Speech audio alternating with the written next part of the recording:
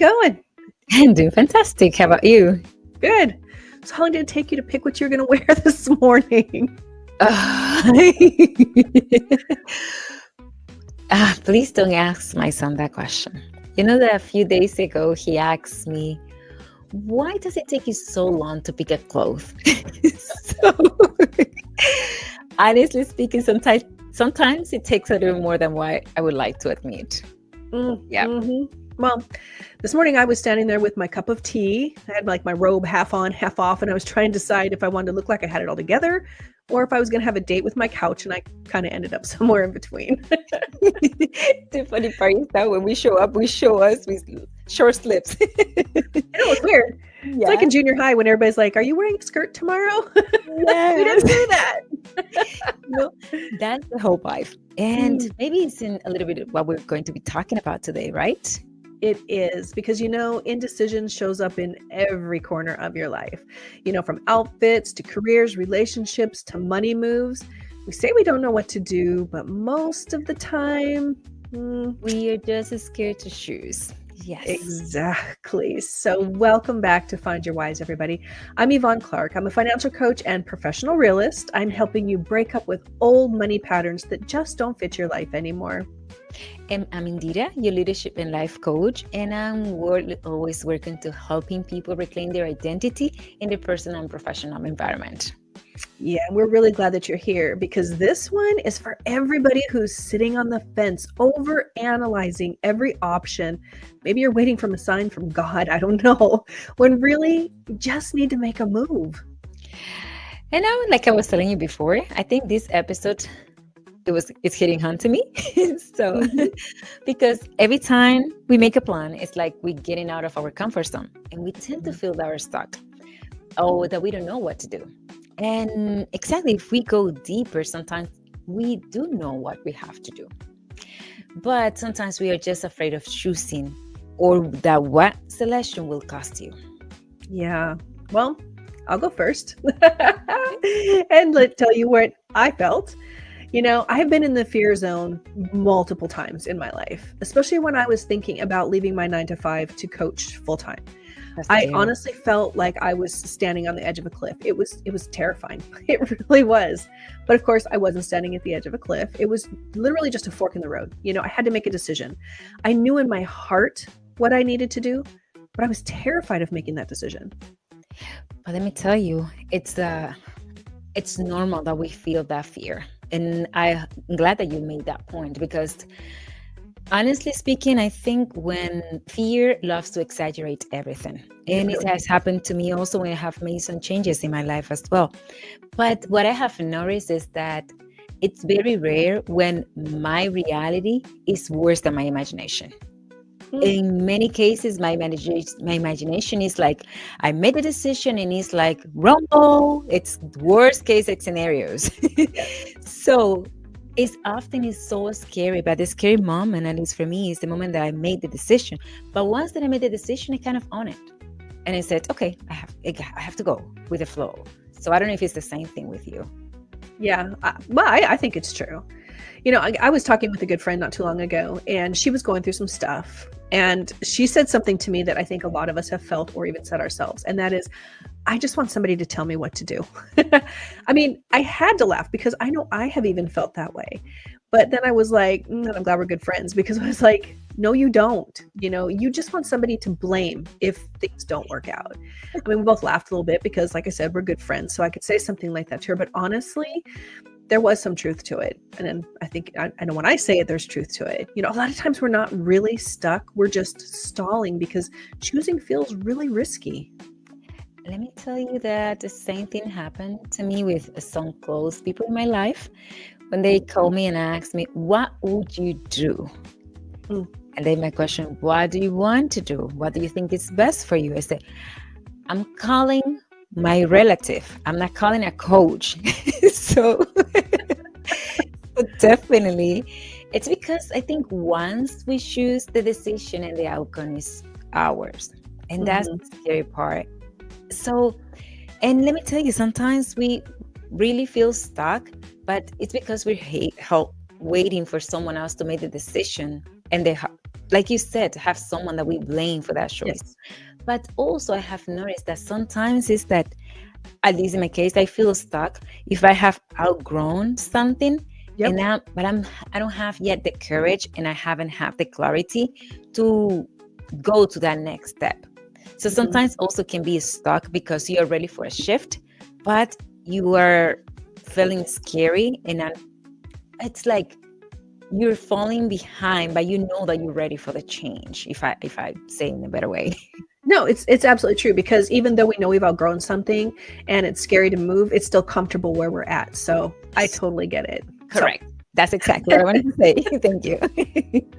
Well, let's break it down for our listeners just a little bit. How do you know if you're really stuck or if you're just scared? I have one. One advice could be, for example, if you're asking for advice, but you ignore the answers. Oh my gosh. Well, again, yes, you might really know what to do, but you're just looking for someone to make that decision. Yeah. So you're struggling with some sort of fear that in disguise, I would say. Mhm. Or, every time you think about doing the thing, whatever it is, your brain is like, but what if? What if this? What if that? All of that, But that, again, is fear talking, because fear loves the phrase, what if? Yes, some of those examples. What if I fail? What if I regret it? What if I lose money? What if I feel that I'm stuck? Or what if people think that I'm a fraud? For example, when you have to expose yourself, and you and I, we were facing this at our beginning in our coaching process, and it was that we know that we have some knowledge, but how people will perceive this new version of us, and that's something sometimes scary as well. Yeah. Well, I'm going to change that up just a little bit, because all of those are very valid. Excuse me. But, we always go back to, but what if something good happens? We always hear that. But there are other ways that you can look at it. Like, well, what if I just stay stuck for another year? What's that going to look like? What if I never try, but I always wonder? That one is really painful. And that was actually one of the reasons, that was the thing that went through my head that made me make that leap into coaching. Or this is another big one. What if you miss your moment because you're too busy doubting yourself? And if none of those work, then you can always fall back on, of course, well, what happens if it actually works? I'm so glad that you mentioned that, because recently I've been working with my business coach, and I've been working also for a training plan for an organization, and I've been procrastinating and not taking action. And I even said, but I know what I have to do. But I said, I think I'm overwhelmed. There's a lot of things going on in my life. But then I paused and I kind of coached myself. I said, be careful, Yndhira, because sometimes this procrastination can be a mask for professionalism. Everybody knows me. I'm kind of always work in progress in terms of professionalism. So, at least in my case.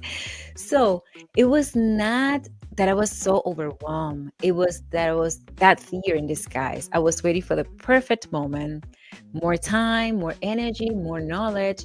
But that moment really doesn't show up when your life is full. In reality, choosing isn't about perfectionism. It's about movement. Yes. So when you start doing things, you're starting adjusting. But the only way that you can get to that place is by doing, not by planning. Exactly. Clarity does not come from just thinking harder. It comes from taking action, like you said. I know that was something that we learned when we were going through the John Maxwell program together. When you feel like you're just not ready, so you keep digging, learning, researching. I'm really guilty about this. Basically, you just keep getting ready to get ready. Yep. One way to combat that, this is what they were telling us, is to learn a little and then do a little. Learn a little, do a little. Because you don't always have to dive in head first, or be in all or nothing. Yes, I think I suggest if you can say that again for those people that are scrolling while listening, because that was deep. Yeah. Clarity does not come from, what did I say? Clarity comes from taking action, not from overthinking. So, even if that action is just a baby step. Yes.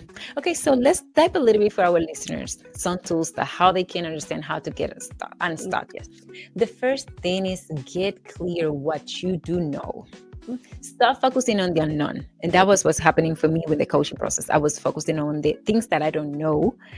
But if you focus on the known, you know that that really adds value. So you can think, what are those things that you know? You can start from there. Or even you can ask question like you just mentioned a moment ago. What would you do if I wasn't afraid? So that will help you to make action. Another thing, make a small movement. You don't need to have the full roadmap. And we just talk about it. For example, if I go to your house, I don't know what's going to find in the way. At least I know for the next traffic light, the one in my direction. So you don't need the full scope. And that will help you. You just need to know what is the right next step. That clarity that you just mentioned, it comes through action, not before you take action. The third one is reframe the decision. Instead of saying, like you mentioned, what if, ask yourself, what if this teach me exactly what I need to know? Every decision moves you forward, even if it's different of your plan. And the last but not least, trust yourself. Build your decision-making muscle. Trust is built while doing, not while waiting. That last one, because it really does come down to trusting yourself. Yes, that is absolutely. In your life, I'd see my life, it's and also yours, it's not like a multiple choice test with just one right answer. So you're allowed to make choices, you're allowed to make mistakes, and you also allowed to fix it. So if it doesn't go right, change it and adjust it. Like the shirt you're wearing? Oh yes, this was the third one today. And I changed it 1, 2, 3 times and it worked. So you just change. If it fails, you adjust it and you continue moving forward. Yeah, sorry, got a call. I had to hang it up on somebody. But it's so true. So if you're listening and you've been saying, I just don't know what to do, pause. I know we talk about the pause a lot because it's so powerful. But then ask yourself, am I really stuck or am I just scared to choose? And if it's fear, name it. We actually talked about that a few weeks ago. We had an entire episode on that. You're going to take your power back from it and then you can choose anyways. Because every choice you make is you finding your whys. I like that. Finding your whys, one decision at a time. Yes. All right, friends. You know what to do. If this episode helped you, please use it. If not, send it with someone that you know is in the messy middle right now. Because every time you stop spinning, you start choosing. So always remember that we're here to cheer you up. Yep. So also, don't forget, like and subscribe. So until next time, trust yourself, take the step and find your whys. Bye-bye. Bye.